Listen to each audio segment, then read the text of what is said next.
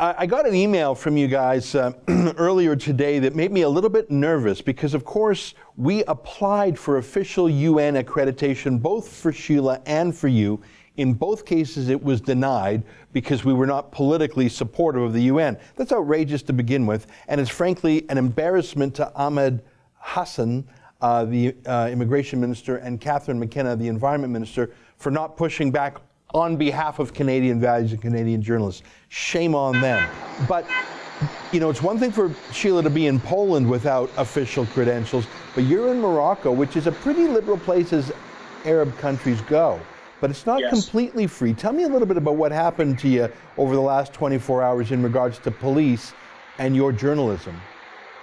Yeah, well, yesterday, Ezra, as you know, we went to the UN compound, didn't get in. The media registration people refused our credentials based on our behavior. I think they mean Sheila's behavior at previous UN conferences. And I don't know, maybe Sheila trashed a hotel room. Maybe she stiffed some people for bills. I know you're joking around. All she did was ask some questions that that the Canadian delegation didn't like. Sheila, as you know, very well behaved. I know you're just joking, but for our viewers who don't know the real truth, Sheila was kicked out because she asked, in a very polite tone, skeptical questions. So anyhow, I just wanted to let our people know you were joking there a bit. Oh, being complete facetious.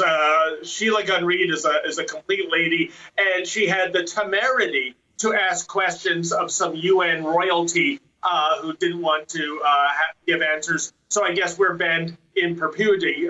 But Ezra, so we actually were able to hang around the grounds of the UN compound, and we asked a couple of delegates questions. We met somebody from the Alternative for Germany party.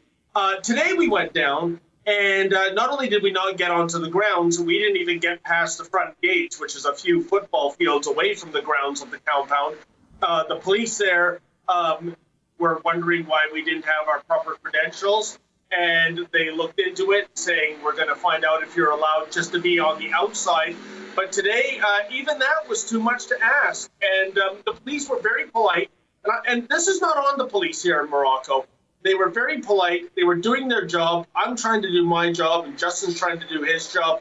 But by Justin, you're referring to our videographer. Correct, doing fantastic work.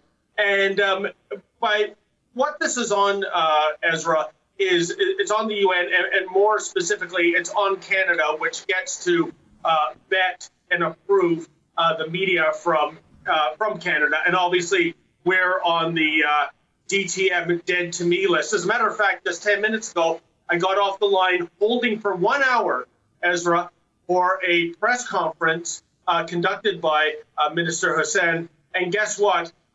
He didn't get over to us for our one question. Somehow we got lost in the shuffle. So Isn't that typical? He didn't even have the testicular fortitude to take one question from us, even though we're one of the few media that from Canada that has flown thousands of miles here to take in the conference. Yeah, you know what? I believe that people from anywhere in the world can become great Canadians, can embrace Canadian values. But one of Canada's values is a free press, an independent press, a press that can criticize the government, and a government that can take it. I believe that Ahmed Hassan is not reflecting Canadian values. In fact, I think he's too much in United Nations values, or even values of Somalia, where he grew up.